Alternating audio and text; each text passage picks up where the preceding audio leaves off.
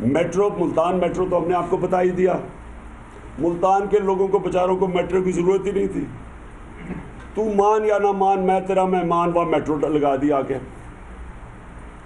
30 ارب کی شروع ہوئی اور وہ کہتے ہیں شاہ جی کہتے ہیں 60 ارب روپیہ خرچ ہوا ہے وہاں. آج آپ ملتان میٹرو جا کے دیکھیں، میں آپ سب کو کہتا ہوں جا کے دیکھیں، ذرا تماشا دیکھیں کہ خالی بسیں چل رہی ہیں.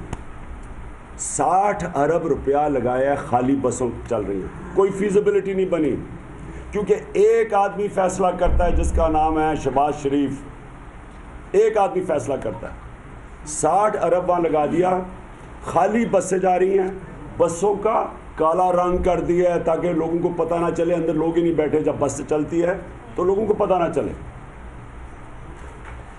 اس میٹرو ملتان میٹرو میں پتہ چلا کہ ایک کمپنی جس کا فیصل سبحان سی او تھا، اس کو چائنیز ان کی سیکیورٹی نے آ کے جب اسے انٹرویو کیا تو اس نے کہا کہ میں شریف خاندان کا فرنٹ مین ہوں. یہ باہر پیسے لیتے ہیں دبئی میں اور ادھر سے یہ پیمنٹس کرتے ہیں چائنا کو. وہ ابھی تک آج ہم پھر سے نیب کو کہیں گے.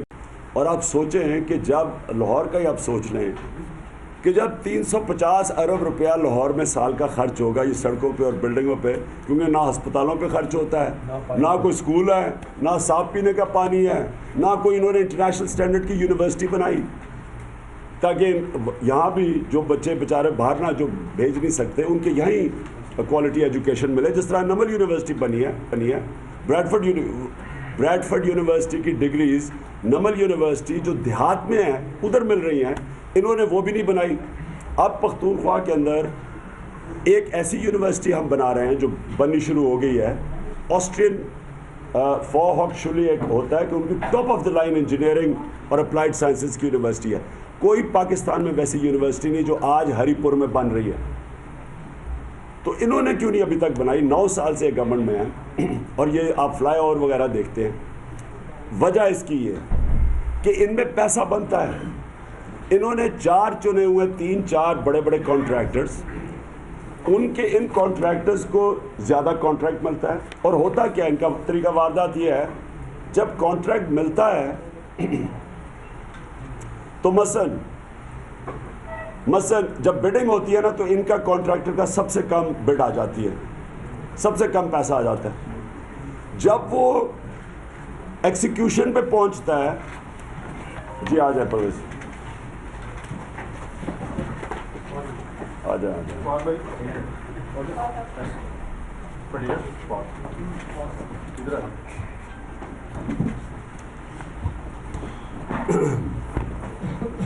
جی. تو پروجیکٹ ہوا مثلا بڈنگ کی، ان کا سب سے کم بڈ آ گئی. ان کا جو بلو آئٹ کانٹریکٹر ہے وہ سب سے کم بڈ دے دیتا ہے، اس کو کانٹریکٹ مل جاتا ہے. جب وہ ایکسیکیوشن پہ جاتا ہے تو اس میں ایسکلیشن آنی شروع ہو جاتی ہے. پیسہ بنتا ہے ایسکلیشن میں. پہلے کانٹریکٹ بھی مل گیا کیونکہ میں سب سے سستا تھا، میری سب سے کم بڈ تھی. اس کے بعد جب وہ کانٹریکٹ شروع ہوتا ہے تو کانٹریکٹ کی ایسکلیشن آنی شروع ہو جاتی ہے. اب پیپرا کا قانون ہے کہ 15% سے زیادہ ایسکلیشن اگر جائے تو پھر ایک اور آپ کو اس کی انویسٹیگیشن ہوتی ہے، یعنی اس کے اوپر تحقیقات ہوتی ہیں. 15% سے زیادہ ایسکلیشن. یہ 4 میں آپ کو کانٹریکٹس بتا رہا ہوں جس میں ان کی فیوریٹ جو کمپنی ہے، جو نئی کمپنی بنی ہے صرف یہ جب سے یہ شریف آئے ہیں 2008 میں تو تب یہ کمپنی بنی ہے. وہ اس کمپنی کا نام ہے حبیب کنسٹرکشن. یہ حبیب کنسٹرکشن ملتان میٹرو میں بھی تھی. تو حبیب کنسٹرکشن نے 2 کانٹریکٹس لیتے، یہ میرے پاس صرف یہ ہے 2، ان کے 2 کانٹریکٹس. ایک کانٹریکٹ میں کانٹریکٹ شروع ہوتا ہے 94 کروڑ کا اور اس کی ایسکلیشن لگا کے وہ 2 ارب کا بن جاتا ہے. 121% کی اس کے اوپر ایسکلیشن ہے. 15% سے زیادہ نہیں کر سکتے. یہاں پہلے کانٹریکٹ دیا، کانٹریکٹ انہوں نے لیا 94 کروڑ کا اور جب ایسکلیشن آئی تو وہ 2 ارب پہ پہنچ گیا. सीधा सीधा 1 अरब निकल गया। अगला वो कॉन्ट्रैक्ट लेती हैं, ये मैं डिस्ट्रीब्यूट करूंगा आपके सामने, और ये अब नैब में भी देने लगे हैं हम। ये नैब का केस बनता है। ये किस प्रोजेक्ट में था?